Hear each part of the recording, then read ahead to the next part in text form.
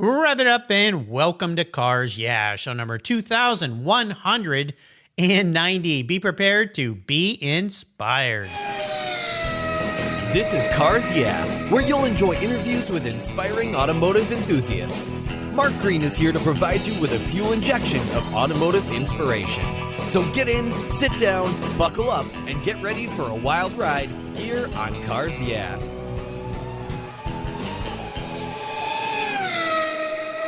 Hello, inspiring automotive enthusiasts, and welcome to Cars Yeah. Guess what? Today I'm in Reno, Nevada with a very special guest by the name of Phil MacDougall. Phil, welcome to Cars Yeah. Do you have it in gear, and are you ready to release the clutch? I am ready. Thank you for having me. You're welcome. We're going to have some fun here.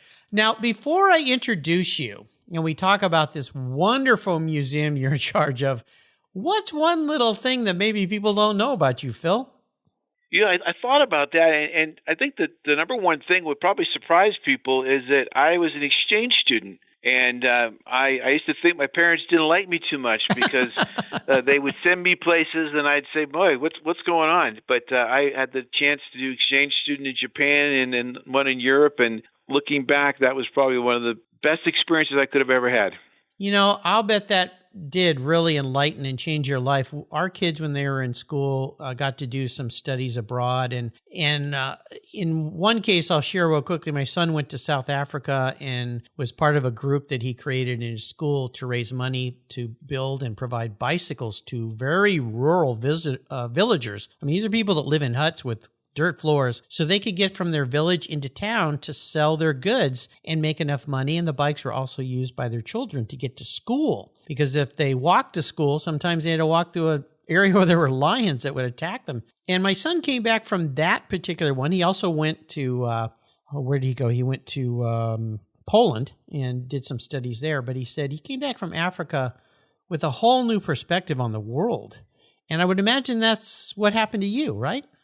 It absolutely did. I have such a greater appreciation, and I still keep in touch with my host families. But we take for granted a lot of things here, and it really, at a very young age, opened my eyes not only for all the things we have here in the United States, but just the appreciation for different cultures, how they respect their elders, how they communicate, gestures, and it was really refreshing, and it just gave me a different perspective.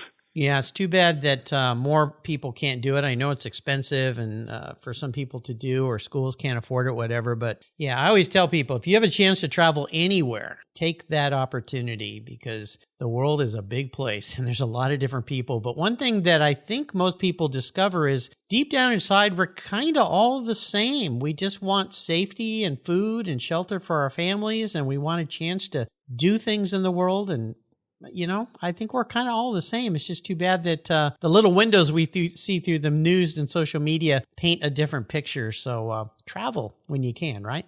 I couldn't agree more. Take out all the distractions, all the political elements, all the other things. We just want to make sure our health, our family, and most of those things are common throughout the world. Yeah, absolutely. Now, one thing we're going to talk about today, of course, this is Cars Yeah, is cars. And I've learned that cars are a great catalyst for bringing people of all different sectors of life together. So let me give Phil a proper introduction here. Phil MacDougall serves as the President Executive Director of the National Automobile Museum. Named one of America's top 10 automobile museums, the National Automobile Museum showcases more than 225 rare, one-of-a-kind, orphan, antique, and collector cars. It features over 105,000 square feet of galleries, exhibits, vibrant street scenes, and accompanying artifacts. Phil has enjoyed over 25 years of experience in marketing, sales campaigns. His professional sports, electronics, and travel industries are just a few of the sectors he worked in. Phil's involvement in community development programs includes creating a summer concert series to coordinating the largest delegation of business, civic, and political representatives on the West Coast. Quite a diverse background, my friend. Phil serves on several nonprofit boards, including the Cordera International Film Festival. He also serves as the National Director of Conference for the annual FBI National Leadership Conference. We're going to have an interesting talk today. We'll be back, but first a word from our sponsors. So sit tight and we'll be right back. I've enjoyed the quality and variety of Lloyd's floor mats for decades now, and I'm super excited to report that Lloyd's Mat Store is now part of the Covercraft family of products. Car care that protects the things that move you. Lloyd's floor mats are the ultimate in quality and fit with carpet mats, all-weather mats, velour techs, Berber, classic loop carpet, and they're proudly made in the USA. They're designed and sewn with the highest of quality and offer custom fitment for almost any vehicle. There's a wide variety of styles, fabrics, and colors to choose from, and hundreds of licensed logos as well. Protect your vehicle's factory carpets from moisture, dirt, mud, snow, slush, anything that Mother Nature can throw your way. All of your options are quality made, easy to clean, they secure to the floor, and they look oh so good. Check out Lloyd's Mat Store for a wide variety of styles, colors, and options for your vehicle today. And I've got a special deal for you. If you use the code CARSYEAH, CARSYEAH at LloydsMatStore.com, you'll get $10 off. Just use the code CARSYEAH at LLOYDMATSSTORE.com, LloydsMatStore.com, Covercraft and Lloyd's Mats, protecting the things that move you. Fall is here, and you know what that means. Time to put a good coat of protection on your vehicle. I'm teamed up with AutoGeek, and they've been the leading source of auto detailing products, accessories, and expert knowledge for more than 20 years. What started back in 1997 as a small mail-order catalog company grew into a multi-website based e-commerce store, and that's what they are today. With a large online presence on its own website featuring close to 100 different brands, AutoGeek has grown to be the largest car care retailer in the country. AutoGeek's wholesale program serves accounts in over 30 countries, and its retail sector ships worldwide. If you want to protect your vehicle this fall, and you should, go to autogeek.net for the best product selection on the internet today and technical support. Autogeek.net is where I go for my detailing needs. That's autogeek.net. I was talking with a buddy of mine the other day, and he asked me about American Collectors Insurance. He said, while I listen to you on Cars Yeah, you're always talking about agreed value collector car insurance. Well, I insure all my cars on my regular auto insurance policy, and I've done it for years. Why use a different company for my collector cars? I get a multi-car discount. Isn't that good enough? I suggested he call his carrier and ask how much he would get if his collector car was totaled or stolen. He called back and said, boy, that was a scary conversation. The value of my car wasn't even close to what it's really worth. Thank you for the education, Mark. So don't just hope for a fair claim settlement. Be certain and know exactly what you'll receive with an agreed value policy. American Collectors Insurance has been protecting enthusiasts since 1976. Give them a call today for your personal agreed value quote at 866-ACI-YEAH. That's 866-224-9324. Tell them you're a friend of Mark Green's at Cars Yeah. American Collectors Insurance, classic car insurance, designed by collectors for collectors, automotive enthusiasts just like you and me. That's American Collectors Insurance. So, Phil, we are back. So let's talk about this wonderful museum. Now, my long-term listeners will remember I had a past director there from the museum, Jackie Frady, on the show. This was several years ago. You're the new guy in town here, so I'd love for you to talk about your interpretation and what the museum is all about, a little bit about the history, because there's a very interesting history, and we'll get down into some of the details in just a minute. But the National Automobile Museum, what's it all about?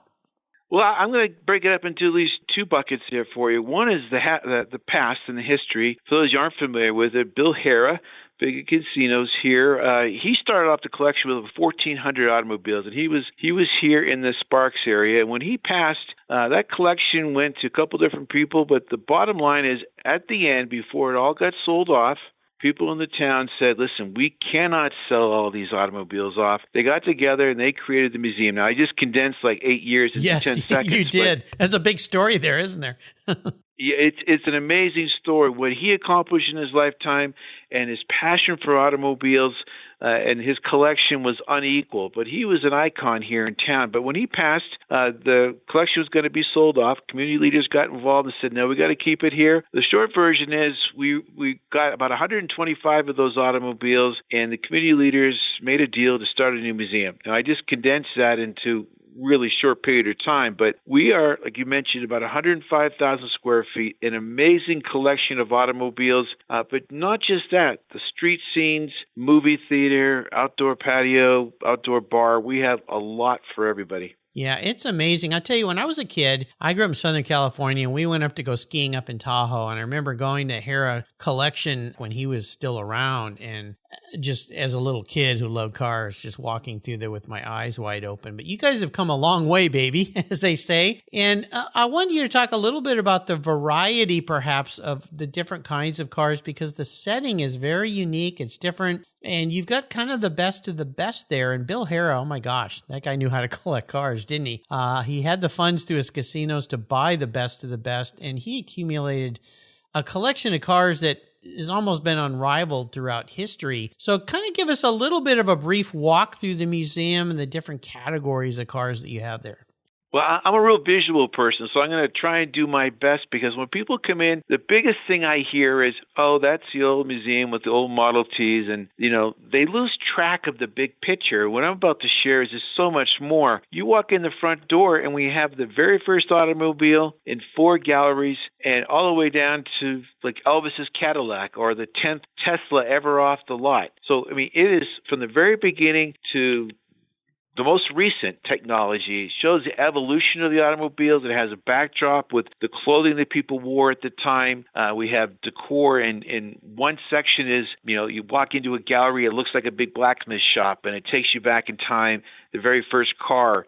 You do one street over, and it's almost like Disneyland. You'll have a facade, and you'll see the roaring 30s and the gangster cars and the marquee and the old movie theater facades down one. You turn to the right, and you're back like on Bonanza. I'm dating myself, the Old West, the general store. But it's got all that kind of with the sidewalks, and people are blown away when they turn around the corner. And then the 50, 60 Street, Leave It to Beaver Street. Again, dating myself, with this gas station that's in here with the pumps. So you could turn around and you're back in time at least 3 or 4 different increments, and you literally open your eyes and you go, I'm on the set of Back to the Future. Now I'm in the Western town. So it's got that kind of diversity. Well, this is what makes that museum so much fun, because sometimes you go to a car museum and it's just cars in a big kind of shallow building, and, it's like, well, the cars are neat, but adding all the pieces and the elements to the history, because when you think about the motor car, it changed the world and definitely changed the United States and all these different periods. And we're going through a new revolution in the automotive sector right now with the very fast onset of EVs. I've never seen things happening so fast and changing so fast in the automotive sector. Have you? No, I have not as well. And just to illustrate that point, at the museum, within 100 paces, you're literally going to see the very first car all the way down to, like, the Tesla. You could take a walk down in 100 paces and see the very first one and get a snapshot of how much that technology has changed and evolved over the last couple hundred years. Now, one of the great things about the National Automobile Museum is that you have more than just displays of cars there. You do a lot of different programs. So walk us through some of the things you've done this year. That's the thing I think we're most proud of, because truly we do a whole bunch of things that surprise people. So we have book signings.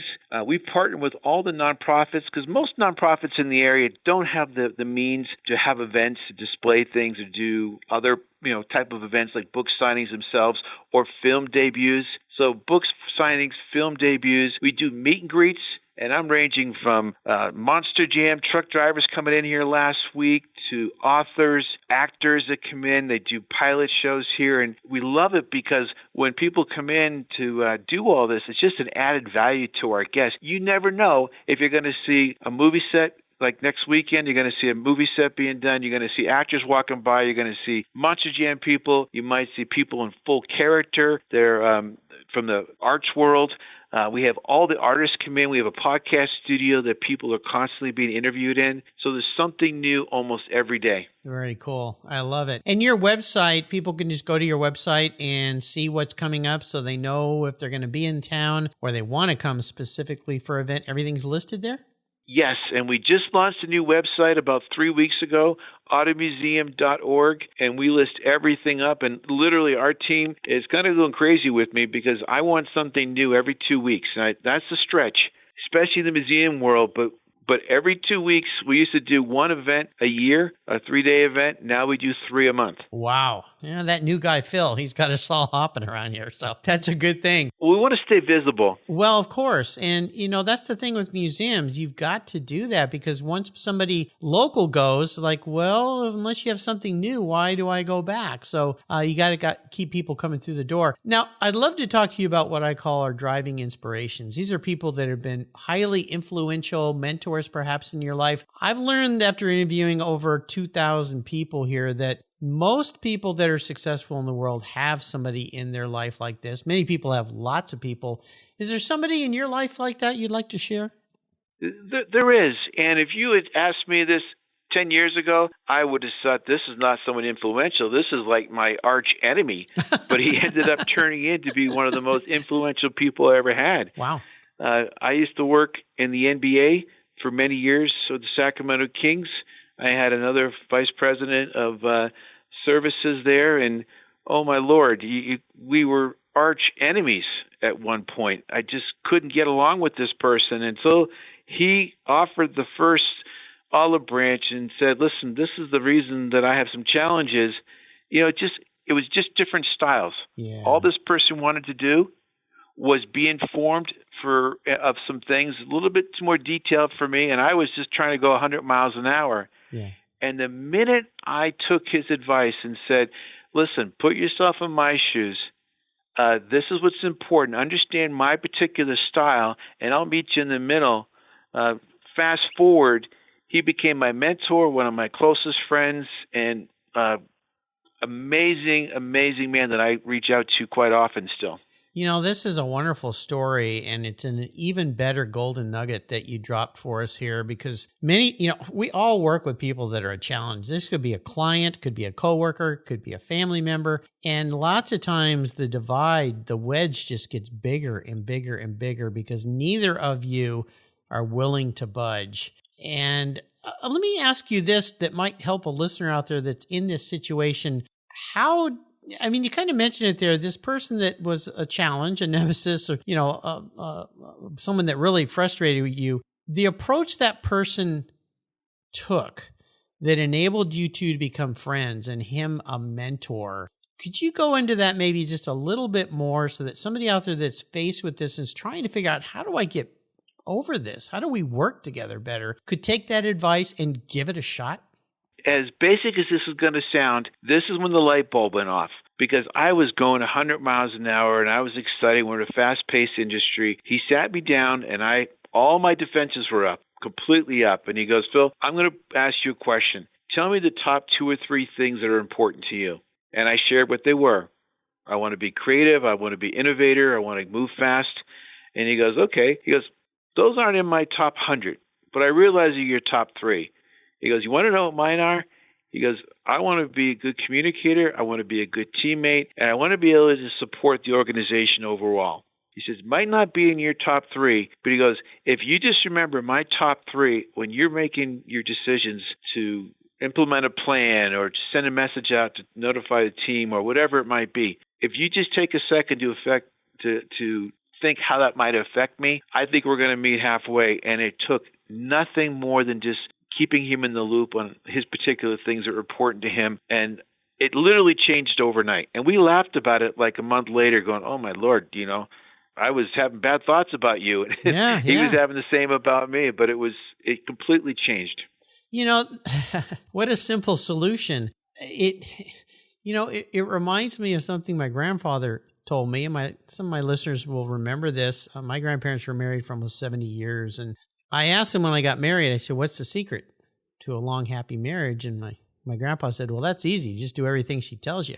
And my grandmother jabbed him and said, don't lie to the boy, Bill. And he said, no, seriously, what you have to do is you have to expect to give more than you get back. And that's a little bit of what I just heard from you. This person in your life told you what was important to him and asked you what's important to you. And I'm thinking if any two people that are together that are having a conflict both did that, they could probably overcome anything. I'm guessing. They could. Most people just dig in. I think, unfortunately, you dig in. You're set in your ways, and it's not a big lift just to take a second and think back. This is what the person told me is important to him. Whether I agree it's in my wheelhouse or not, I need to be respectful. And then the relationship completely changed after that.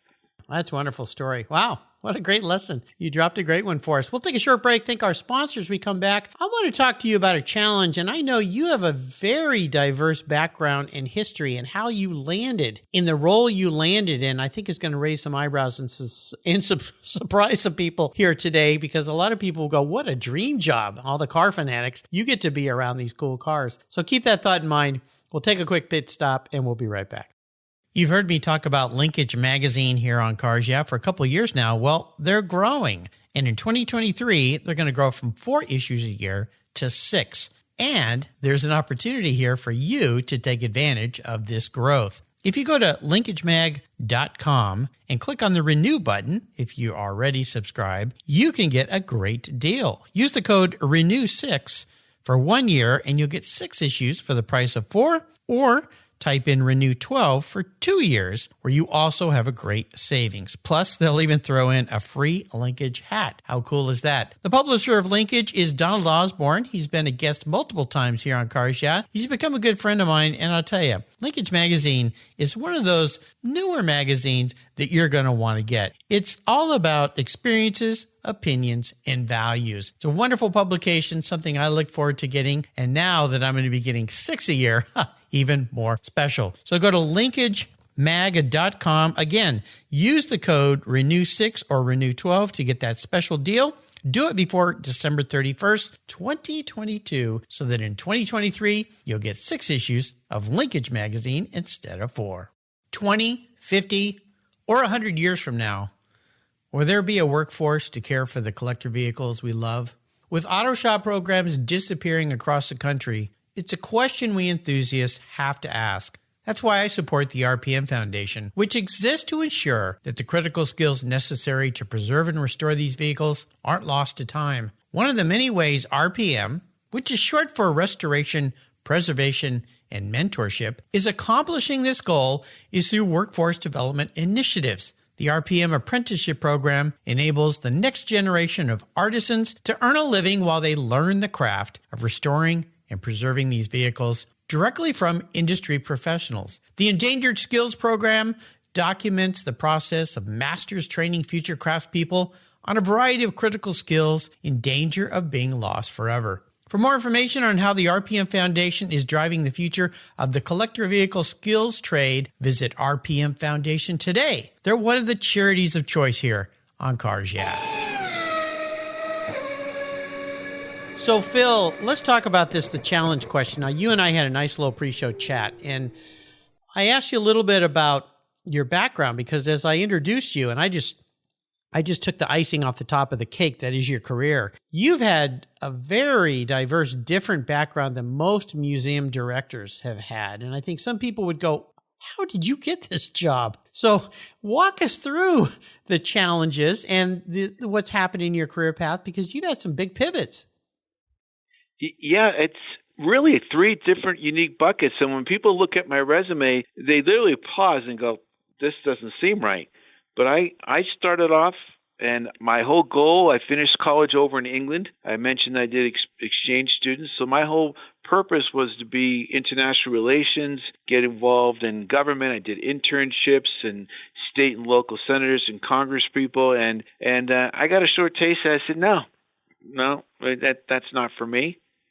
I was given an opportunity, literally, it's a whole story in itself, calling from a payphone right after I got married here in front of a Sam's, just cold calling for jobs, and I got an opportunity to be a marketing manager in the semiconductor industry at a startup company.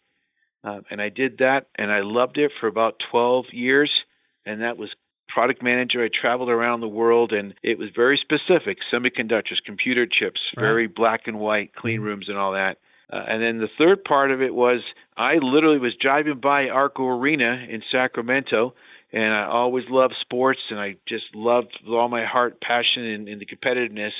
And I just went and said, I'm going to go ahead and just apply for this job. Now, I'm a little bit older, and I put my resume in, and about 4 months later, they told me after all the interviews, thank you very much. It's down to you, one other person.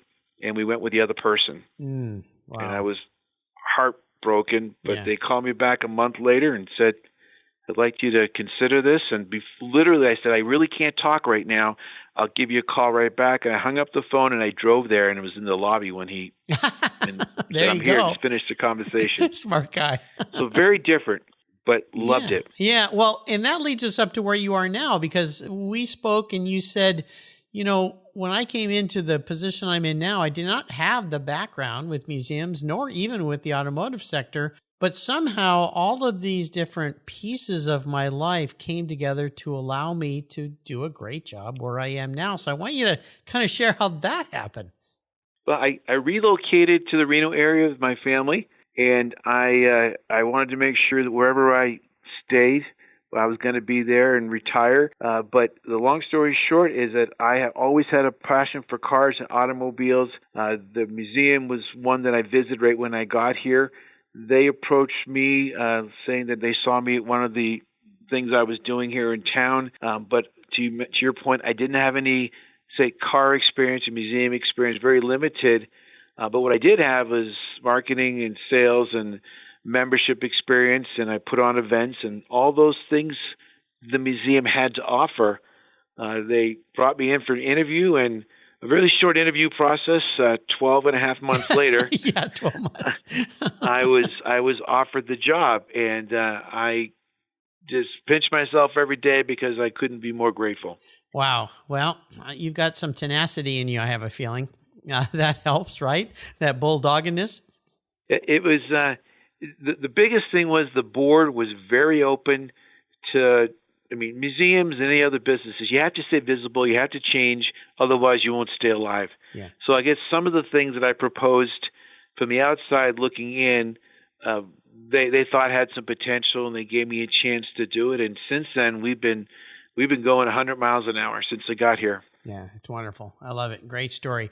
Well, I do like to talk to people about some passion they have for cars, because this is Cars Yeah. And even if people aren't diehard car people, cars play a very vital part in our lives. They have for a long time. They change the world, really, in so many different ways.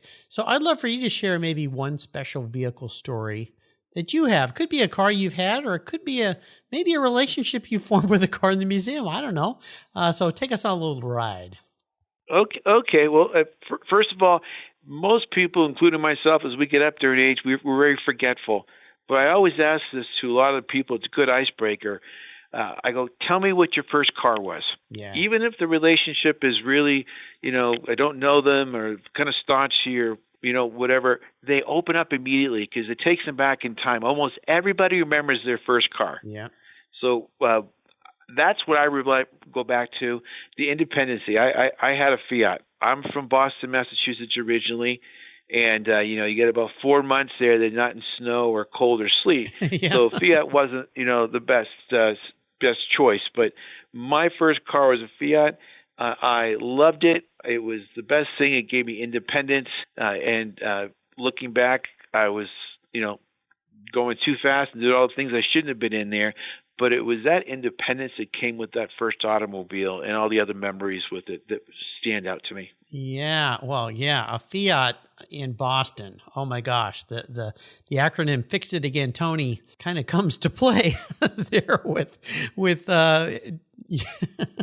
Go ahead. Well, yeah, I probably was on the road just as much as it wasn't off the road. But the caveat was, and I didn't care, I could see right through to the floor, to the ground. Yeah. It was so rusted out with this there, but again, I could care less if it was duct tape. It got me to where I wanted to be, and I had a little independence. So that was my first car, and probably shouldn't have been driving it. It wasn't safe.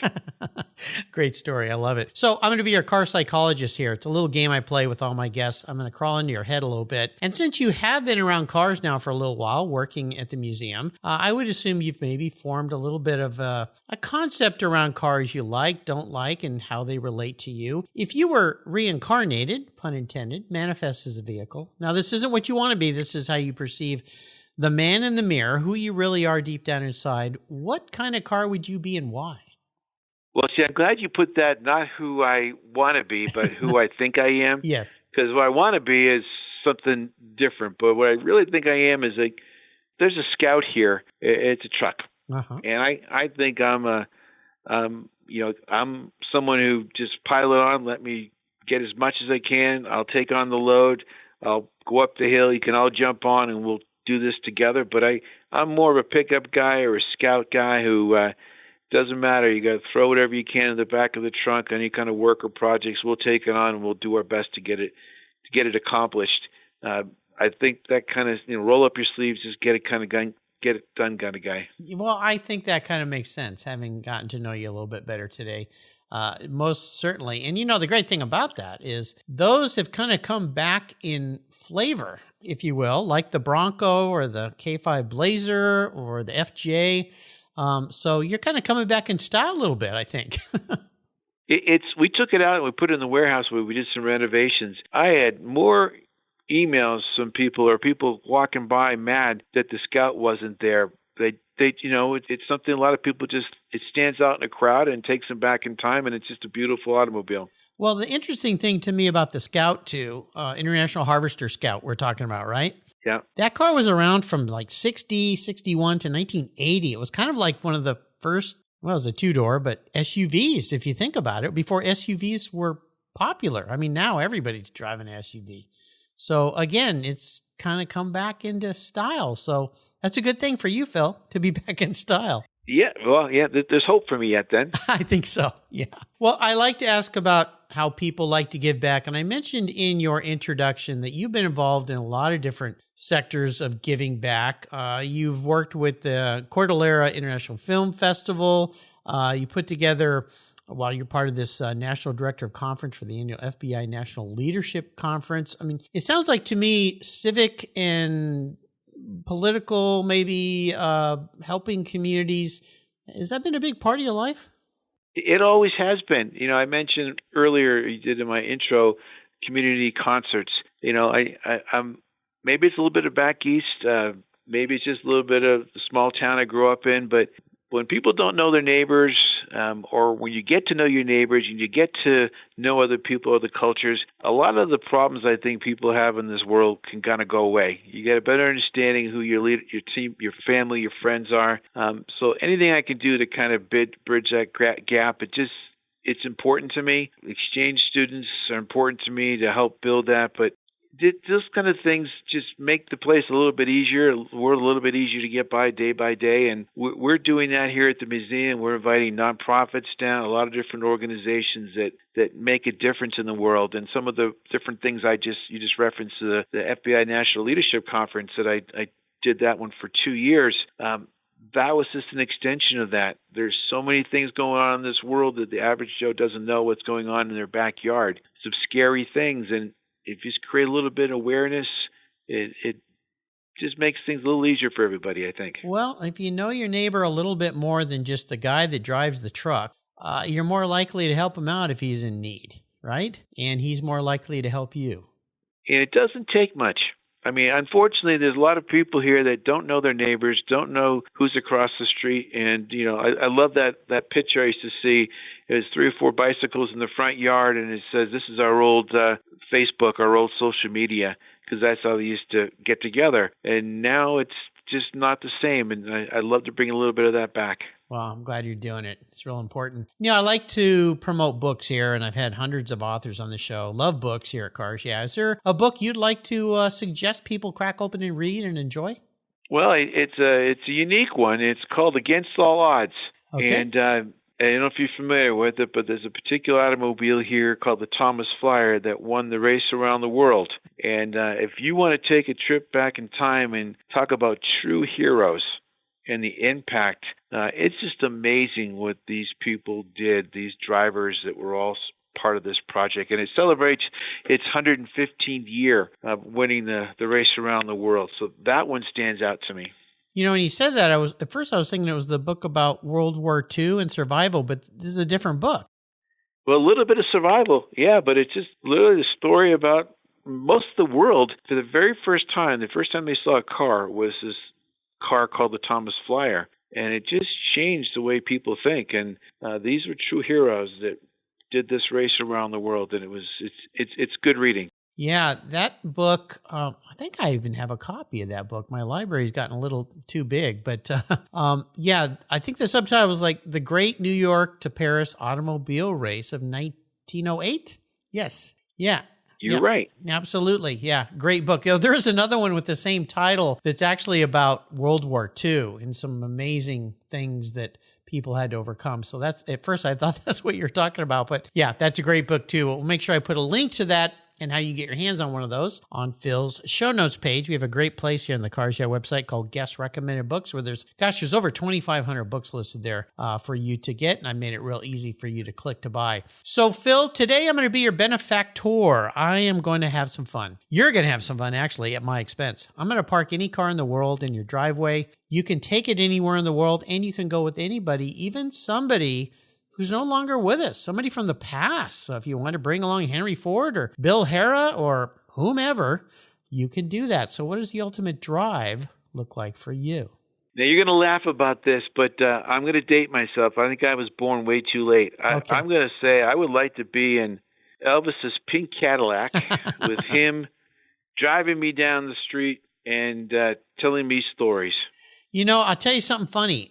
Just this week, I've had an interview with somebody who answered that question the same, and it's the first time out of 2,190 people, I've had two people now say Elvis. Wow. I wonder if this has something to do with, the fact that you guys have an Elvis car there, but also that movie just came out about Elvis, which I just watched last week, and it's a very different film than what I thought it was going to be. I think it was a little bit more telling of how he was kind of used by his manager, but also that he was the genius, Elvis himself, behind what he became and who he's become. And I mean, he's still, everybody knows Elvis, right? Everybody does. I had the pleasure of knowing Joe Esposito, who was Elvis's best man, road manager, before he passed a few years ago, and he told me many stories about Elvis. And there's the man, the myth, and there's the person that people think he is, the person he was, and then there's another aspect from that movie about Colonel Parker and things like that. But yeah, most people know that name all these years later. be a fun ride for sure. Oh my gosh, that would be incredible. We wouldn't even need to have any music playing. Elvis could just sing to you while you're driving down the road. So I just like to sit back and let him tell me stories. I bet he would be amazed the impact he had on the world, because he really, my friend, he said he really didn't think anyone would remember him, or he'd be a very different, his career would fade.